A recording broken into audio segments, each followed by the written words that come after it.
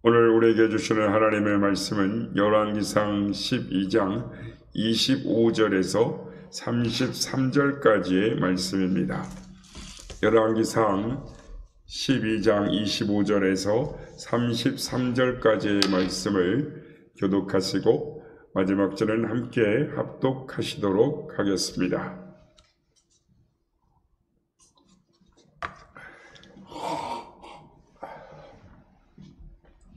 여로보암이 에브라임 산지에 세겜을 건축하고 거기서 살며 또 거기서 나아가서 분우엘을 건축하고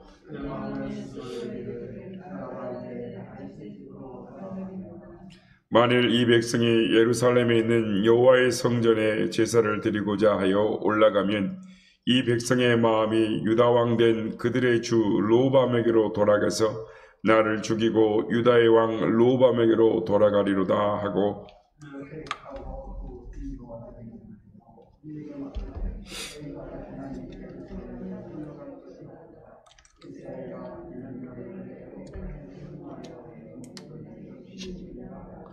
하나는 베델에 두고 하나는 단에 둔지라.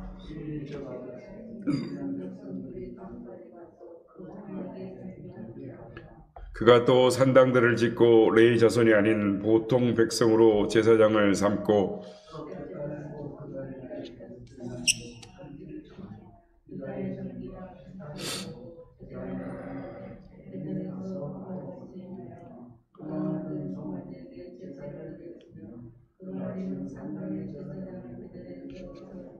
다 같이요. 그가 자기 마음대로 정한 달 곧 65달로 이스라엘 자손을 위하여 절기를 정하고 베들에 쌓은 제단에 올라가서 분향하였더라.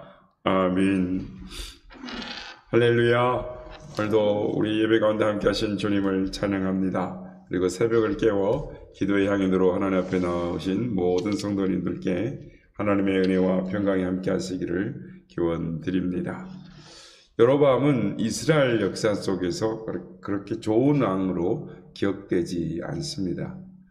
이스라엘이 하나님을 배반하고 잘못된 길로 갈 때마다 여로보암의 길로 갔다라고 책망하며 저주의 대명사가 된 사람이 바로 여로보암입니다. 그런데 여러분, 왜 이 여로보암은 그렇게 좋지 못한 기억으로 이스라엘 백성들에게 남게 되었을까요? 그것은 그가 하나님께서 주신 그 기회를 선용하지 못했기 때문입니다. 하나님께서 여로보암을 선택하신 이유는 솔로몬의 타락 때문이었습니다. 1000명이나 되는 처첩을 거느리고 이방 신상 우상을 들여와서 온 나라가 우상 숭배에 빠지게 되었으므로 하나님께서 솔로몬을 버리셨습니다. 하나님께서 다윗을 기억하셨기 때문에 솔로몬의 생존 당시에는 나라를 보존하게 하시고 솔로몬이 죽자 바로 나라를 분리하셨습니다. 어제 살펴봤듯이 이스라엘 12지파 중에 유다와 베냐민을 제외하고는 10지파가 따로 북쪽에 나라를 세우게 되었습니다. 그러니까 여로보암을 왕으로 세우고 따르기로 한 것입니다. 그러니까 여로보암이 북이스라엘의 첫 번째 왕이 되는 순간인 것입니다. 여로보암이 처음으로 왕이 되어서 한 일은 지정학적으로 아주 중요한 위치에 있었던 세겜과 분이엘을 왕국의 중심으로 삼은 것입니다. 그리고 오늘 본문에 나온 대로 나름대로 종교 개혁을 시도합니다. 하나님은 여로보암을 세우셨고 이제 세움을 받은 여로보암은 자신의 삶의 여러 가지를 결정을 합니다. 오늘 본문에 나와 있는 것처럼 참 열심히 여러 가지들을 시도합니다. 그런데 문제가 있습니다. 26절 말씀입니다. 그의 마음에 스스로 이르기를 나라가 이제 다윗의 집으로 돌아가리로다 라고 말합니다. 그리고 28절에 보면 이제 계획하고 라고 말합니다. 26절 말씀은 여로보암의 마음을 명확하게 보여주는 말씀입니다. 참으로 안타까운 일입니다. 하나님께서 그를 세우셔서 왕이 되게 하시고 솔로몬과 르호보암 왕의 실정을 대신하여 백성을 돌볼 기회를 주셨는데, 왜 하나님이 주신 기회를 하나님의 마음으로 하지 않고 그의 마음에 스스로 이르기를 하고라는 그런 마음으로 행동을 하게 되었을까요? 그의 마음에 들어온 생각은 불안이었습니다. 10지파와 함께 나라를 세우고 나라가 안정이 되었는데 왜 여로보암은 불안해졌을까요? 나라를 세우는 일을 하나님이 허락하셨는데 이제 세워진 나라를 내가 다스려야 한다라고 생각했기 때문이었을까요? 아니면 자신을 왕으로 세워주신 하나님이 자신의 편이 아니라 다윗의 편이다라고 생각을 했기 때문이었을까요? 그는 아주 중요한 사실을 잊고 있었습니다. 하나님이 자신의 편이라는 사실을 까마득하게 잊고 있었습니다. 자기는 하나님의 약속으로 이 자리에 왕위에 오른 사실을 까마득하게 잊고 있었던 것입니다. 여로보암은 우연히 왕이 되지 않았습니다. 하나님으로부터 약속을 받았습니다. 아이야 선지자가 옷 12조각을 찢고 그 중에 10조각을 주면서 하나님께서 너로 10지파를 다스게 하리라 라는 하나님의 약속을 받았습니다. 열왕기상 11장 37절 38절 말씀에 보면 이렇게 말씀합니다. 내가 너를 취하리니 너는 내 마음에 원하는 대로 다스려 이스라엘 위에 왕이 되되 내가 만일 내가 명령한 모든 일에 순종하고 내 길로 행하여 내 눈에 합당한 일을 하며 내 종 다윗이 행함같이 내 율례와 명령을 지키면 내가 너와 함께 있어 내가 다윗을 위하여 세운 것 같이 너를 위하여 견고한 집을 세우고 이스라엘을 내게 주리라 라고 하나님이 약속하셨습니다. 이 얼마나 든든한 하나님의 약속입니까? 여로보암이 해야 할 일은 하나님의 약속을 믿고 그 율례와 명령을 따라 순종하는 것이었습니다. 그렇게 하면 하나님께서 다 책임져 주시고 다윗의 왕가처럼 왕국을 허락해 주시고 축복해 주시겠다라고 말씀하셨습니다. 그런데 여로보암은 하나님의 약속을 약속으로 받지 못하고 하나님이 그의 마음에서 떠난 비극적인 사람이 되었습니다. 그가 하나님의 약속을 받지 못하고 하나님의 약속을 신뢰하지 못하고 불안하게 되니까 어떻게 행하게 됩니까? 백성을 단과 베델과 단에 있는 금송아지에게 절을 하게 하고 산당들을 많이 짓게 하고 또한 마음대로 절기를 바꿉니다.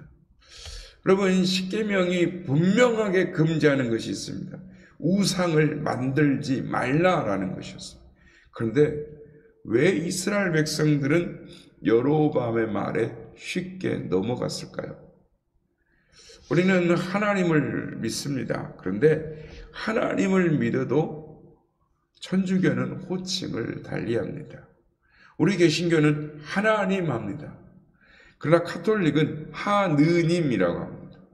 그러니까 우리 개신교에서 하나님을 말할 때는 유일신을 의미하는 의미로 하나님 이야기하지만 가톨릭에서 천주교에서 여호와 하나님을 일반 명사인 하느님이라고 사용을 하는 것입니다. 그래서 옥황상제인지 다른 종교가 말한 하늘에 있는 신을 말하는 것인지 하늘님인지 하나님인지 혼동을 하게 하는 것입니다. 애국가에서도 개신교인들이 개국가를 볼 때는 하나님이 보호하사 우리나라 만세이지만 일반인들이 부르면 하느님이 보호하사 우리나라 만세인 것처럼 히브리인들은 여호와 하나님을 그냥 엘이라고 표현했습니다. 그런데 엘의 의미는 이 신이라는 일반 명사를 포함하기도 했다라는 것입니다. 여호와 하나님을 의미하기도 했지만 엘 그러면은 당시에 가나안인들은 이 신들을 믿고 있었는데 그 신들 중에 가장 우두머리 신을 엘이라고 믿었습니다. 그래서 가나안 사람들은 신들의 우두머리인 그러니까 엘 신의 형상을 황소 모습을 하고 있다라고 믿었고 엘 신의 형상을 황소 우상으로 만들었습니다. 즉 당시 있는 사람들은 황소 우상은 신들 중에 가장 높은 신이라고 믿었는데 여로보암은 황소 우상이 최고의 신 여호와 하나님이다라고 설명을 해버림으로써 하나님을 일반 신과 같이 형상화해버린 것이고 이것이 명백한 하나님에 대한 모독이었고 말씀에 위배되는 이것이었습니다. 창조주 하나님을 한낱 황소로 만들어버린 것입니다. 사람들은 눈에 안 보이는 신보다는 무언가 형상을 만들어 놓고 그것을 신이라고 섬기는 것을 좋아합니다. 왜냐하면 그 앞에서는 신이 있기 때문에 신을 섬기지만 신이 없는 곳에 가면 어떻게 됩니까? 자유롭잖아요. 자기 마음대로 살아도 되는 것입니다. 여로보암은 여호와의 종교를 사람들이 보기에 편리한 종교로 사람들의 입맛에 구매에 맞는 종교로 변질시켜 버린 것입니다. 하나님의 율법에 하면 하나님께 드리는 예배는 반드시 지정하신 장소, 즉 예루살렘 성전에서 하나님이 지정하신 방법대로 드려야 하는데 여로보암은 그것을 자기의 정치적 목적을 위하여 변질시켜 버린 것입니다. 그런데 왜 사람들이 이것을 모르고 속아 넘어갔을까요? 32절 말씀입니다. 8째 달 곧 그 달 15째 날로 절기를 정하여 유다의 절기와 비슷하게 하고 제단에 올라가되 베델에서 그와 같이 행하여 그가 만든 송아지에게 제사를 드렸으며 그가 지은 산당의 제사장을 베델에 세웠더라. 말씀의 중반부에 보면 비슷하게 하고라는 말씀이 있습니다. 사람들이 넘어가는 것은 비슷한 것입니다. 유다와 비슷하게 절기를 정했습니다. 예루살렘에 올라가서 성전의 제사를 지내는 것처럼 베델에 올라갔습니다. 베델에 올라가서 제사를, 예루살렘에 올라가는 것처럼 베델도 올라가게 하는, 거기다가 하나님이 그곳에 계시지 않으니까 비슷한 형상을 만들어 놓고 제사를 드리는 것입니다. 유진 피터슨의 요즘 나오는 메시지 성경에 보면 그가 능숙하게 제사를 드렸더라라고 되어 있습니다. 사람들은 그의 능숙한 모습에 속아 넘어간 것입니다. 요한복음 4장 23절 24절에는 예배에 대한 예수님의 정의가 나와 있습니다. 아버지께 참되게 예배하는 자들은 영과 진리로 예배할 때가 오나니 곧 이때라. 아버지께서는 자기에게 이렇게 예배하는 자들을 찾으시느니라. 하나님은 영이시니 예배하는 자가 영과 진리로 예배할지니라 라고 말씀합니다. 여러분, 사이비 신앙인이라는 게 있습니다. 그것이 무엇인지 아십니까? 자신의 문제만 해결되면 되는 것입니다. 지금 여로보암이 당면한 문제가 무엇일까요? 자신이 다스리고 있는 백성이 예루살렘을 찾아가서 예배할 것이 두려워서 그 예배를 대신할 장소와 사람을 급조한 것입니다. 그것이 하나님 앞에 옳으냐 그르냐를 생각할 여유가 없습니다. 영으로 예배하지 않는 외적인 행동에 속아서는 안 되는 것입니다. 참 많은 교인들이 사람이 많이 모이는 것을 보고 두려워합니다. 병을 고치는 것을 주목하고 놀라워합니다. 그러나 여러분, 어떤 기적이 일어나도 사람들이 아무리 많이 모여서 예배를 드려도 하나님이 영광을 받으시지 않는 것은 비슷한 것일 뿐입니다. 하나님을 의지하지 않는 그 어떤 것도 올바른 예배가 아닌 것입니다. 하나님은 유일하게 영광을 받으셔야 하는 것입니다. 성도 여러분, 여로보암의 문제는 그가 자신을 세워주시고 왕으로 세워주신 그 하나님을 신뢰하고 하나님을 올바르게 예배하는 것, 하나님의 뜻대로 말씀대로 살려고 하는 것이 아니라 어떻게 하면 사람들의 마음을 붙들어 두느냐에 관심이 있었던 것입니다. 하나님의 마음에 들려고 하는 것이 아니라 사람들의 마음에 들려고 할 때 불안이 찾아오고 죄가 찾아오는 것입니다.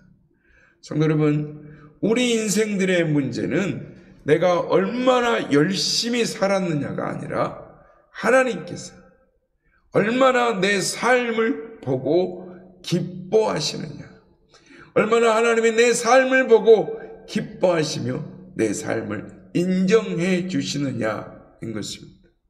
바라기는 하나님을 신뢰함으로 하나님을 기쁘시게 하는 하나님의 말씀대로 사는 방법을 선택하시는 저와 여러분 되시기를 예수님의 이름으로 축복합니다.